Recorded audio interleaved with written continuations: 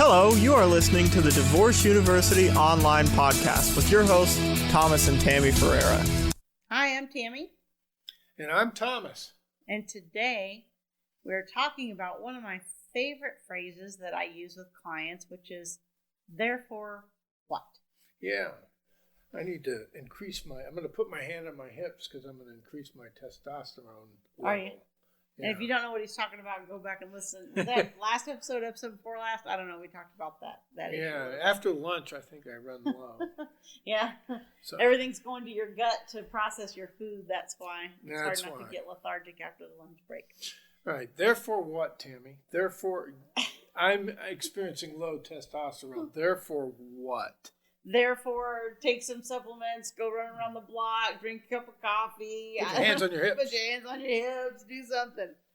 You know, where this comes from for me is, and I know that Thomas too, like when clients go into court, everything is positional, right? It's even if you have an attorney, whether you have an attorney or you don't, it's about, oh, this person's doing this wrong, this person's doing that wrong. It's all about kind of mudslinging to the other person. And what the court really wants to do in these situations is solve problems. Right. And to the extent that you can learn to solve problems, you will keep yourself out of court. And let's face it, I mean, I don't know anybody that isn't anxious to keep their own case out of court. So, you know, if for no other motivation, maybe that's it. But the thing about asking yourself, therefore what, at the end of a sentence is like... Yeah, what kind of action... Right, therefore what? What do you want the court to do? It's like, well, my ex is lying, and my ex is a jerk, and my ex is a horrible parent, and my ex is blah, blah, blah. Okay, therefore what? Right. What are you asking the court to do? I mean, are you asking the court to put the children with you and have them never, ever, ever, ever, ever see their dad again? Probably not a likely outcome in most cases. It's kind of like the Mohawk situation. Like and I've told the story before about how I showed up at the preschool and the children had both been shaved bald. And like not even a little rim of fuzz, like nothing, they were bald. Right. And the question is, therefore what? Okay, I'm mad. So I write a nastygram to my ex-wife. But if there's nothing, I mean, she can't magically make the hair grow back. Right. Even if maybe she shaved them and went, oh crap, I shouldn't have done that. Yeah. Have you ever had a bad haircut like that? Where you go in and you think, you know, I think especially women, we go through this where we just decide, oh, I want to do something different. You know, I want to shake it up a little, you know. So if you have long hair, you cut it short. You know, if you have short hair, you dye it. If you, you know, whatever. And so I think we've all had that experience where we go into a salon and somebody cuts us and it's like, you have this picture of, you know, like Jennifer Aniston. Thomas talked about Jennifer Aniston a couple episodes ago, but I'm a big fan, at least of her hair. Right. And I mentioned her because she's somebody I'm allowed to think is pretty. Yes, she is very pretty. There's no doubt about it. See, it's legal, you know. Yes. If you don't think she's pretty, there's something wrong. Right, but if I mention some other person, then you might be in trouble. I might be in trouble. So don't be too specific. So anyway, you go in and you have this picture of Jennifer Aniston, right? Season 6 of Friends or whatever your favorite hair year is, you know. And you go in and the person's like, oh yeah, okay, no problem. And then they cut it and you're like, that doesn't look anything like this picture of Jennifer Aniston's hair, right? So I think we've all had that experience where we have this like really bad outcome. And so, you know, who knows what's going on with Thomas's ex-wife when she did that. I mean, maybe she thought, you know, trimming their hair would be cute, or maybe she tried to give him a short haircut and she screwed it up and she ended up just having to shave it because there was no hair left to work with, or who knows what happened. Yeah, I to this day really don't know what happened. Right. But and they're 16 and 17. So. But I have to ask myself, because Yeah, in a very technical sense, that's a violation of our court orders. Right. We have joint legal custody, and Right. that would at least imply that if you're going to get a weird haircut, you should. But that's fine. I have a case right now that where parents are arguing about haircuts, and the question is, therefore, what? Okay, so I go ahead and give the kid a mohawk against your wishes. Therefore, what? Well, therefore, you should file a motion with the court. You should file an ex parte.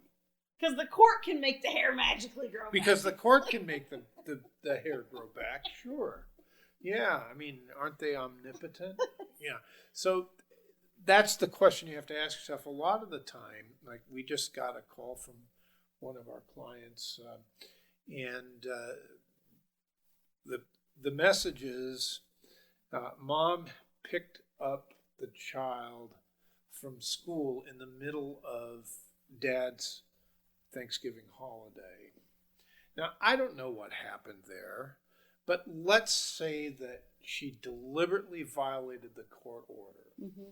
Okay, what are the options? Well, one of the things that he could do is he could send her a note and say, I wonder if you are mistaken about the parenting plan. The way I read it, I'm supposed to have Junior for until tomorrow after school, and we have plans for this evening. So if we could make some arrangements to have him come back, that'd be great. Right. Not you need to go back and read the court orders, but hey, it's is there a mistake here? Is there a misreading, or what have you? And so that's one option is to have a conversation. That's not always possible. Another option is to file a request for order for change of custody. Well, in my experience, that's not going to happen. That's not enough. Yeah, the court doesn't use changes of custody as a punishment for violation of the court order, as a general rule. I mean, there are extreme cases. Right. But, I recently got one of our judges overturned on appeal because they had done just that. They had used a change of custody as a punishment for violating court orders, which, while the court may have been upset with our client's conduct, honestly, there wasn't enough evidence there to change custody, that was in the best interest. So the court has to still make the change of circumstances analysis and the best interest of the child analysis. They can't just go, well, you're violating, you picked up the kid early, so we're going to change custody. It's probably not going to happen. Right. The other option is to file a contempt citation for violation of the court order. And you may or may not get the contempt, depending on, if this is a flagrant disobedience of the court's order and not just a mistake, you might get it.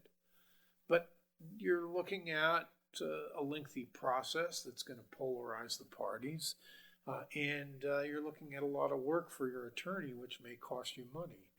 So those things need to be thought of. Therefore, what? So she picked up the kid from school a day or two early in Dad's parenting time. And if she says, no, I'm not going to return the child, you could file an ex parte, but by the time you walked out of the courtroom on an ex parte, it would be time to return the child anyway. Therefore, what? Okay. And the more she knows it bugs you, the more she'll do it. the more she's going to keep doing it. That's right. That's just how this works. Yeah. And I can just hear this person going, what? You just want me to lose, right? You just want me to lay down from this. No, not necessarily. But what I would do in that situation is probably make a record in that, and we talked about that a few days ago, where you have this file where you keep notes on what happened. And if you let a few of those accumulate, you might have a change. You might get a change in the parenting plan. You might get a change of custody depending on how bad it is. Right. But this one incident is probably not going to result in any drastic change in the parenting plan. I think that what more than likely would happen at a request for order hearing is that the judge would wag his finger at mom and say, well, you realize, you need to obey my orders. Okay. But the court can't order you to obey the orders. They're already orders, so it's already implied that you need to obey them. Right. If they weren't, if you didn't need to obey them, they would be just suggestions. Right. Right. And people do that a lot. It's like, I want an order that person follow the order. Yes. Well, they're already ordered to follow the order. And then what if they disobey that order? Then they need an order to follow the order to follow the orders. Yeah, I know. It's and in a way, the court can't control that person's behavior. I mean, that's the real problem. But like Thomas said, one or two incidences isn't going to get you anywhere, and an incident isn't going to get you a multitude of incidences won't get you anywhere if you're doing the same types of things in response. Right. And that's part of the problem, is a lot of times you have one person that's behaving badly, but the other person's behaving badly in a different way. And so the court's kind of like, they just throw their hands up with both of them. So this is why it's really important that you always kind of take the high road, and that you don't let the other person pull you down to their level. But it takes time. You have to let those incidences build and to sort of lay the foundation for this repeated behavior and show the court that it's a pattern. Because right now the court's going to say, well, how do I know it wasn't just a mistake on the other parent's part? And usually the one parent's going, oh, it's not a mistake. This is intentional. They're like very adamant. Right. And you don't really have any way of proving what someone's intent was. There's not really, you can't get in somebody else's head and know what the intent of their actions were. And this particular case too is clearly a high conflict case. Mm-hmm. I have transcripts from past hearings where the courts have commented on how nasty these parents are to each other. Right. And really, I think that the court's attitude for now would be, well, this is more of the same. Right. So he really does. They have been following the parenting plan. Right. So I honestly don't understand. I suppose I could write a nasty letter to her attorney and say, we expect that your client's gonna come into compliance, blah blah blah. And we could threaten him with 271 sanctions. There's a lot of things you could do, but to me, the first thing I would do is say, hey, is there some reason why you picked up the child? It's my belief and understanding from reading the orders that he's with me right now and will be until tomorrow afternoon. Is there any way we could make arrangements to return him to my care? Right. And if her response to it is a bunch of vitriol, then you've got her. Yeah. You've got her even more, because she's documented that if she comes back and says, screw you, I'm not giving him to you, blah blah blah blah blah, and writes all that out in talking to parents, well, then you've really got a record. Yeah, now you've got a record. Yeah, if you're being nice. But if your response is, look, you came and picked him up intentionally, you knew it was my parenting time, you're being blah blah blah blah, and then she argues back, you're not going to be in as good a position. Right. Because you're being nasty too. Right. And that's what that's what this situation is these two people are on an endless hamster wheel and nobody's willing to stop. Right. Nobody's willing to get off. Right. And when I tell the client to get off the hamster wheel, his response is, well, that's just going to encourage her. Right. And and I'm just not going to lay down for this. I'm not going to let her walk all over me. Yeah. And that's something I hear frequently. Mm-hmm. And my question is always, well, do you want to win your case? Right. If you want to win your case, it's not about them walking all over you. It's about allowing them to behave badly enough to show the court that there really is a concern here. Right. And that it's not you. More importantly, right? Right. So you come in wearing your halo. We talked about that. We've pretty much from the beginning about being nice and wearing your halo. I mean, in all your communications with the other side, it's important to always be above reproach in your conduct. So no sarcasm. It's so tempting, isn't it, to put in a double meaning or put in something that's subtle that they can't really call you on it. And you should avoid the temptation to do that. Yeah. Because the court will be able to see through that. Right. And, getting back to our therefore what, if your communication is something that you read and then go, okay, well, therefore what, then if you ask yourself that question and there is no therefore what, and there is no answer to that in your communication, then your communication is probably totally unnecessary, because all you're doing is complaining or attacking or whatever.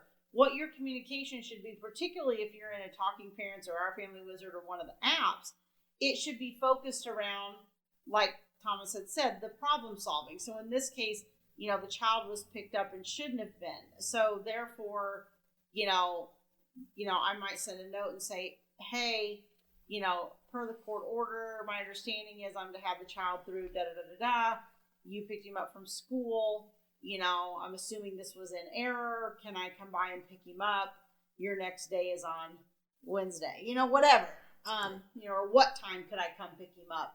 Or something like that. And so you're therefore what in that situation is what time can I come get the child? That's your problem solving approach. So you always want your communication to be problem solving focused, not attacking focused. Right.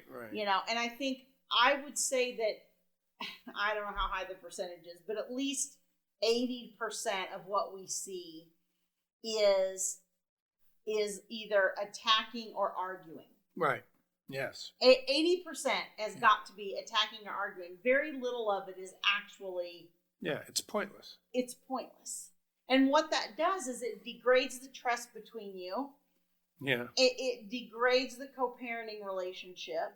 Yeah. And it just makes life more miserable. I mean, I don't know about you, but almost nothing right now in my life makes me any happier than a 6 to 12 month stint without any conversation with my ex-husband. That's true. I mean, although when you're a lot nicer to me after you talk to him. That's true, because it's a reminder of what a monkey's butt he is. That's right. Suddenly I'm the best husband in the world.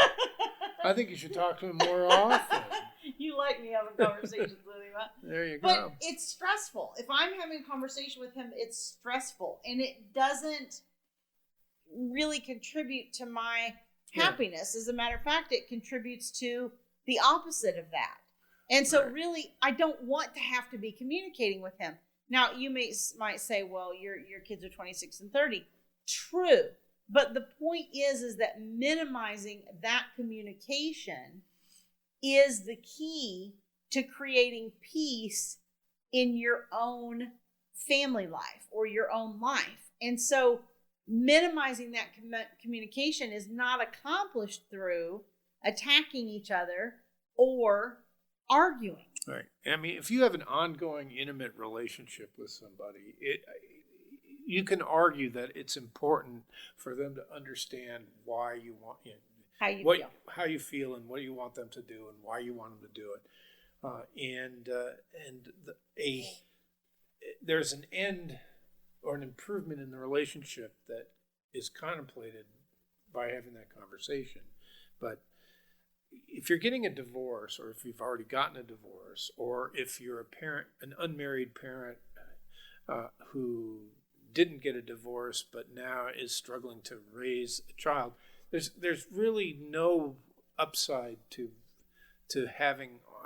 going back and forth about the finer points of what's better or what's worse. Or the haircut that should have been or shouldn't have been. Yeah, or even a change of the parenting plan or what have you. I mean, basically, you just say, my concern is X.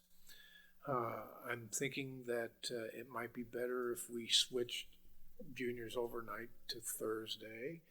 What do you think? Question mark. And the answer is, it doesn't have to go into a huge amount of detail. It should be, well, I think the child's interest is served by. So it's all about the child, and it doesn't have anything to do about the relationship, because the relationship is over. Right. And so we're trying to get to problem solving for the child, and not necessarily about what you want or not that your preferences don't come into it, but I think what the court's concerned about, particularly in custody cases, is that you're working together to solve whatever problems come up for the child. And that's something that you would do in a marriage. If your child has some problem or some issue, usually parents will come together and try to figure out, okay, how are we going to deal with this? That's sort of how the court expects you to do now, only that's really difficult for people, especially in the early stages or in a very high conflict situation. Mm-hmm. So you have to really try to stay focused on trying to come up with those solutions. And if you're dealing with people who are difficult and who are uncooperative, one of the things that I'll do is try to have somebody come up with 2 or 3 options of how they might solve that problem, right, and then put it out to the other person and say, well, I'm thinking we could either do this, or do this. What do you think? Yeah. And then that way that's nice. That's very nice. That's elegant. And that way you're not just saying, well, I think we should do A. If I could come up with 3 different solutions that would work for me, and I really don't care which one he chooses, then I can put them all out there. He can choose one, and then he feels like he's in control, because that's who he is. And then he's chosen one that I didn't really care which one he chose anyway, and suddenly we have a solved problem. Yeah. As opposed to me just coming back with, I think we should do this, and then him being like, no, we should do this. And then we're in this circular argument about... Yeah, and you've reduced your options to 2, basically. Right. And essentially, sometimes at that point, you have to just agree to disagree. Yeah. Like, we don't see eye to eye on this, and just let it go.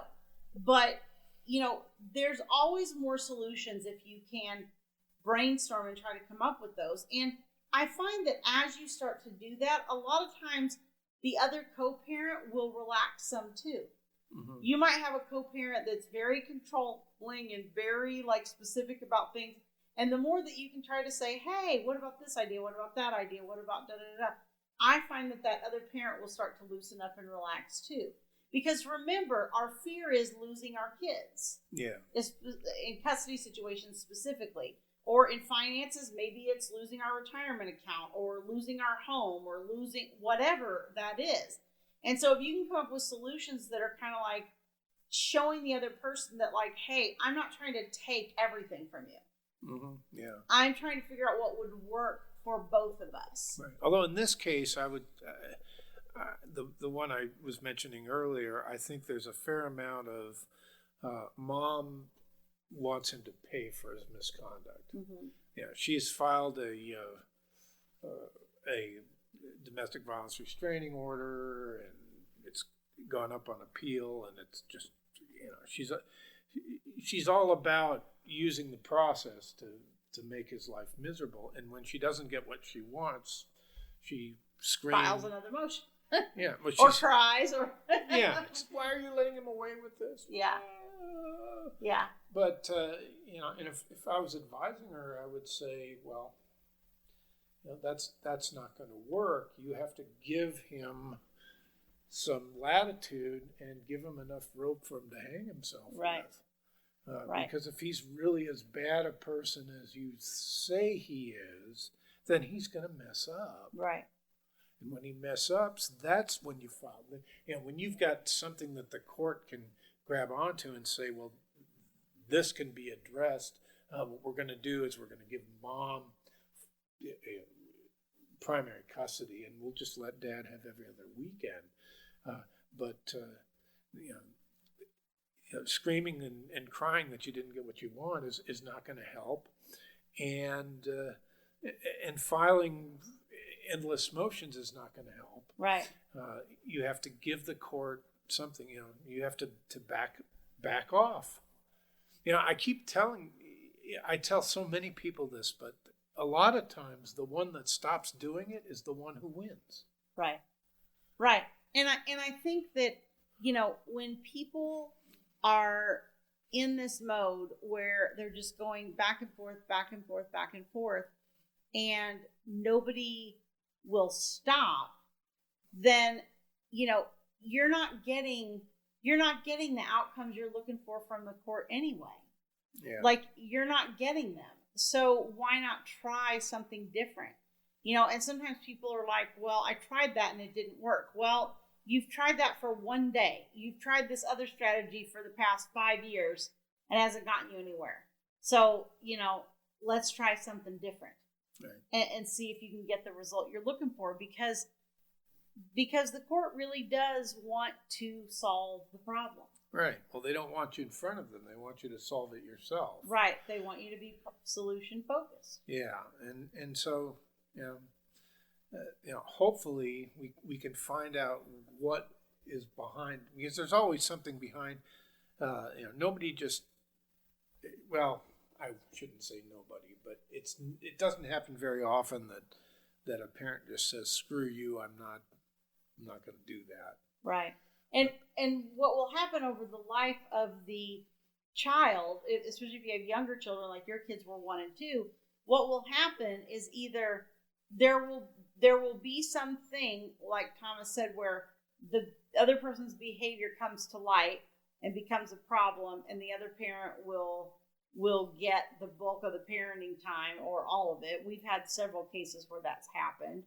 Or you'll figure out that a lot of it was just your own emotions, your own feelings, and that your ex turned out to not be as difficult as you felt like they were. And I think that's what happened in your case, is really as time went on and the emotions died down, it was kind of like, I think you guys figured out that from a parenting perspective, you're actually on the same page about a lot of things. Yes. You don't manage your day-to-day the same, but in the big value system things, you're on the same page a lot. I think a lot of people need the perspective that only comes from being a family law attorney, because I've seen so much bad stuff now that my ex-wife looks very good by comparison. She's been very easy to deal with. Right. Let's face it. Right. We cooperate well. Right. And I find that the court says that a lot of times, where after I've had a hard-fought case, the court will say something like, "What you guys can't see is that you're doing fairly well." Right. Right. The child is transitioning between the homes. Right. He's getting to see both parents. Both parents are right. actively involved in his life and his education. Right. And he seems to be fairly well adjusted. So right. what's the problem here? Right. Therefore what? Therefore what? Therefore there's no problem to solve. Right. Sometimes there's no problem to solve. You're the one creating the problem. Yeah. Yeah, that's true. Right.